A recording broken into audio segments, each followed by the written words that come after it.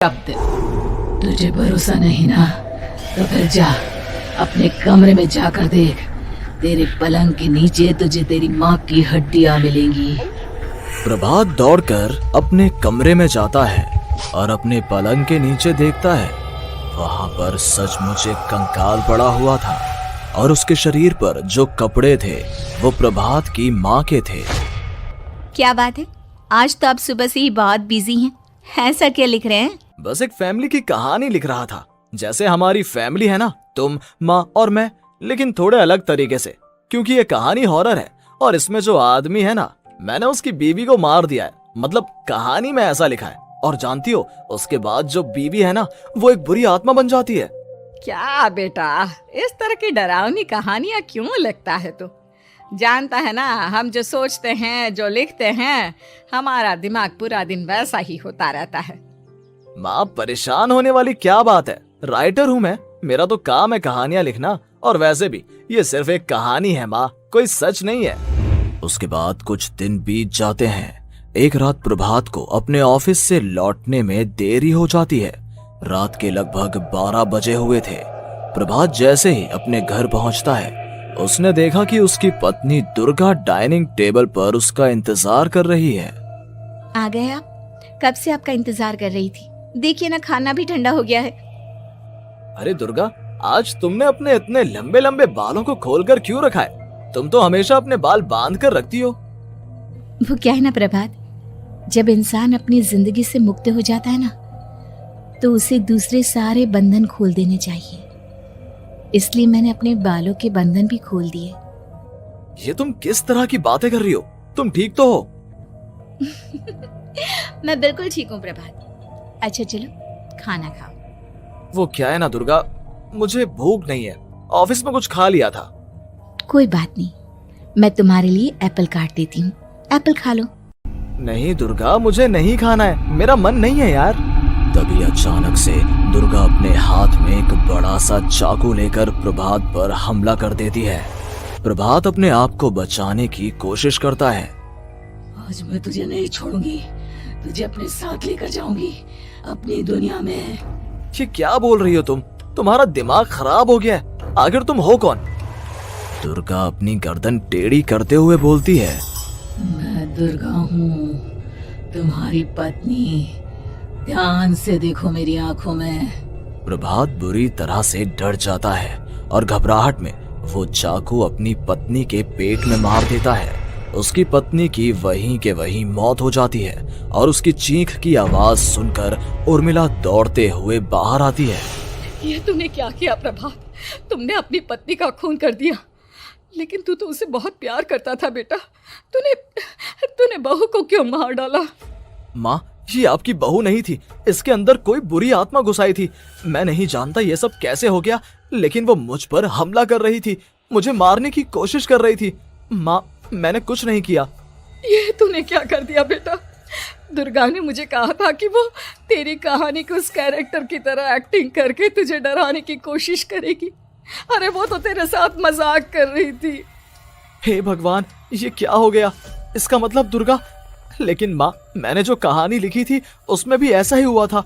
उस औरत ने अपने पति के साथ मजाक किया और गलती से उसके पति ने उसके पेट में चाकू मार दिया।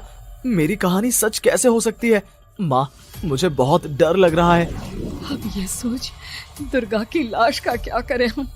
अगर गलती से भी ये बात बाहर फैल गई ना, तो तुझे पूरी जिंदगी जेल की सलाखों के पीछे रहना पड़ेगा। एक काम करते हैं माँ, हम घर के पीछे वाले बगीचे में उसकी लाश को दबा देते हैं। अगर कोई पूछेगा तो कह देंगे कि उर्मिला अपने मायके गई और फिर एक दिन हम भी अचानक यहाँ से कहीं दूर चले जाएंगे।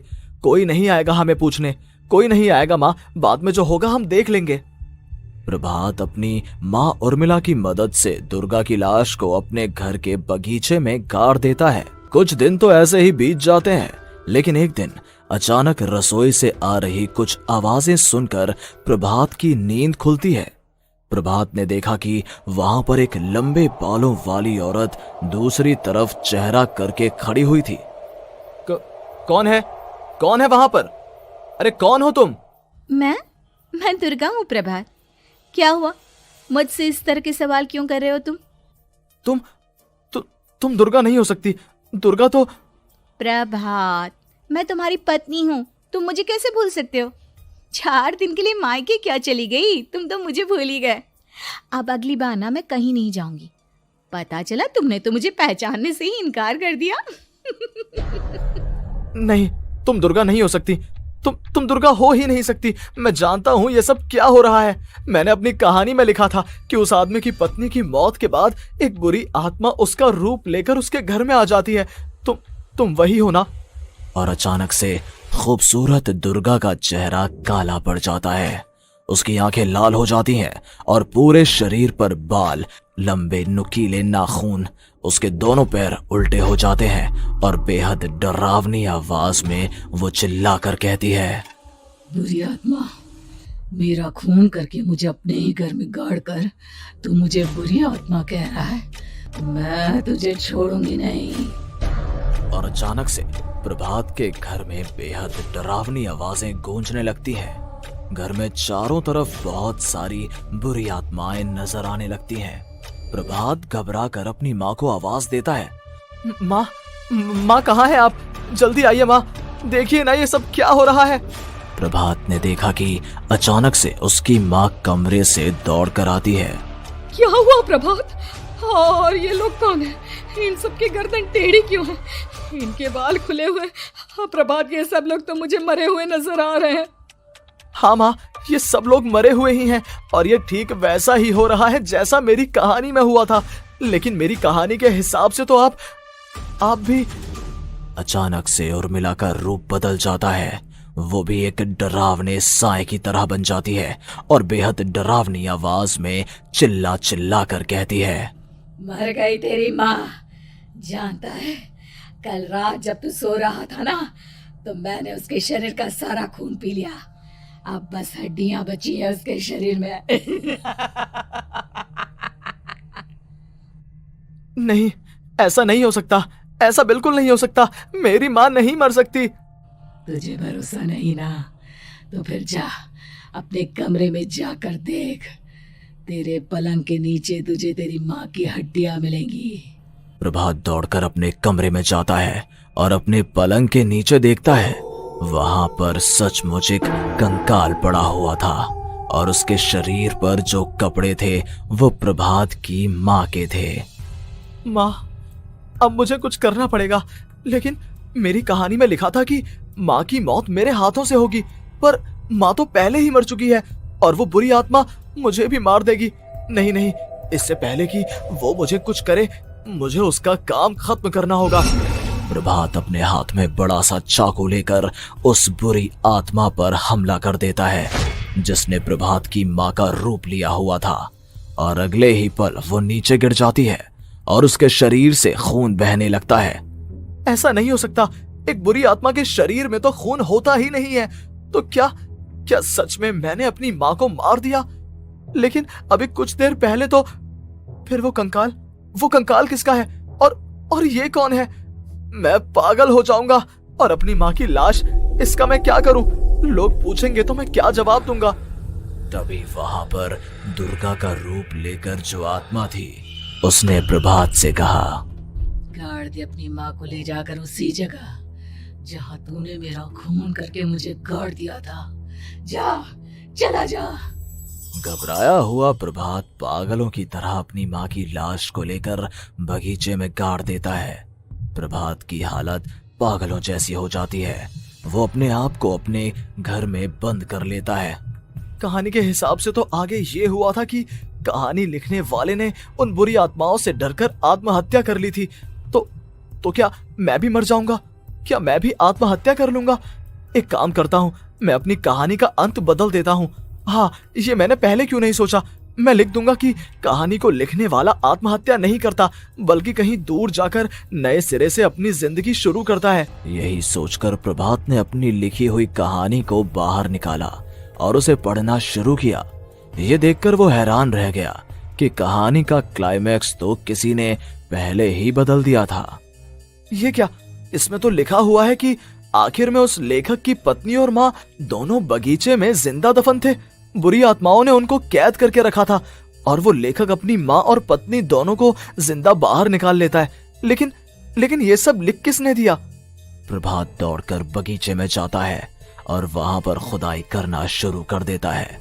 प्रभात देखता है कि वहां पर लकड़ी के 2 बड़े संदूक हैं और उनके अंदर से आवाजें आ रही हैं। प्रभात, प्रभात बचा लो मुझे, अगर थोड़ी देर और हो गई तो वो मुझे छोड़ेगी नहीं। बेटा देखो, मैं इस बक्से के अंदर बंद हूँ, प्लीज मुझे बाहर निकालो, वो बुरी आत्मा किसी भी वक्त मुझे मार डालेगी। प्रभात वो दोनों बक्से बाहर निकालता है और अपनी पत्नी और माँ दोनों को आजाद करवा लेता है। लेकिन तभी वहां पर अचानक से एक बेहद डरावनी और खौफनाक दिखने वाली औरत आ जाती है। तुझे क्या लगा था इतनी आसानी से अपनी पत्नी और माँ को बचा लेगा? बस 5 मिनट और उसके बाद अमावस का चांद आसमान में आने ही वाला है। लेकिन तूने इन दोनों को बाहर निकाल लिया, अब तुझे मरना होगा। नहीं, मैं जानता हूँ मैं नहीं मरूंगा, और अब आगे क्या करना है ये भी मुझे पता है।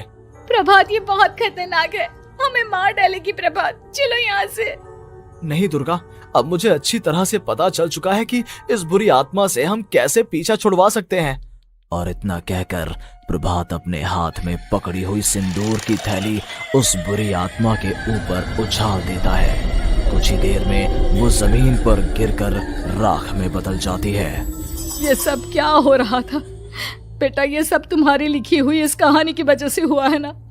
नहीं माँ, पहले मुझे भी ऐसा ही लगा, लेकिन बाद में पता चला कि बरसों पहले हमारे इस बगीचे की जमीन के अंदर किसी को जिंदा गाड़ दिया गया था और बस उसी औरत की आत्मा हमें परेशान कर रही थी।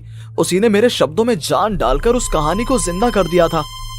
मुझे माफ कर दो प्रभात, मैंने आपकी कहानी के साथ छेड़छाड़ की थी और उसे बदल दिया था। माफी मांगने की जरूरत नहीं है दुर्गा, तुम्हारे उस बदलाव की वजह से ही आज हम सब जिंदा हैं, क्योंकि आखिर में कहानी में वो हुआ जो तुमने लिखा था।